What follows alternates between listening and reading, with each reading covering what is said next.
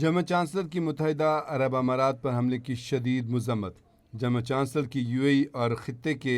شراکت داروں سے اظہار یکجہتی۔ جرمن چانسلر نے کہا کہ تہران مذاکرات کی میز پر واپس آئے، خطے اور دنیا کو یرغمال نہ بنائے۔ جرمن چانسلر نے کہا کہ آبنائے ہرمز کی ناکہ بندی ختم ہونی چاہیے۔ جرمن چانسلر نے کہا کہ ایران کو ایٹمی ہتھیار بنانے کی اجازت نہیں دی جا سکتی۔ جرمن چانسلر نے کہا کہ شراکت داروں کے خلاف مزید دھمکیاں اور حملے ناقابل قبول ہیں۔ آپ کو بتائیں کہ گزشتہ روز ایران نے یو اے ای پہ متحدہ عرب امارات کے اوپر جو ہے میزائل داغے تھے، جن میں سے کہا جا رہا ہے کہ 3 میزائل کو یہ اماراتی حکام کی طرف سے کہا گیا کہ 3 میزائل کو فضا میں ہی تباہ کر دیا ہے، ایک میزائل جو ہے سمندر میں گرا۔ تاہم اس کے باوجود جو ہے اس کے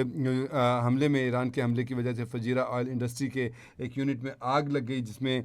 6-7 بھارتی شہری جو ہیں وہ بھی زخمی ہوئے۔ تو اس حملے کو، اس صورتحال کو جرمن چانسلر نے اس کی مذمت کی ہے اور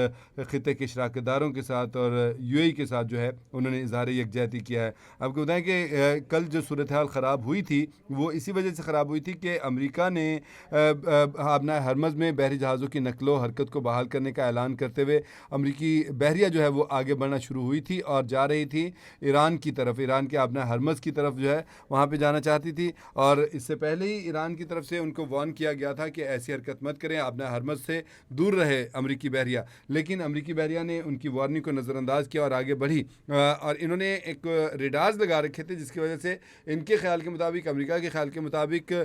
جو ایران کا ڈیفنس سسٹم ہے ان کو یہ شو نہیں ہوگا، یہ جو ان کا بحری جہاز ہے۔ لیکن ایران جو پوری طرح سے الرٹ تھا، چوکس تھا، اس نے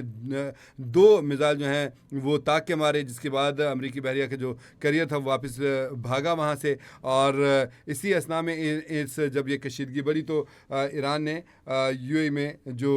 اس کا فجیرہ آئل انڈسٹری ہے اس کو بھی نشانہ بنایا تھا، جس کی مذمت کی ہے جرمن چانسلر نے۔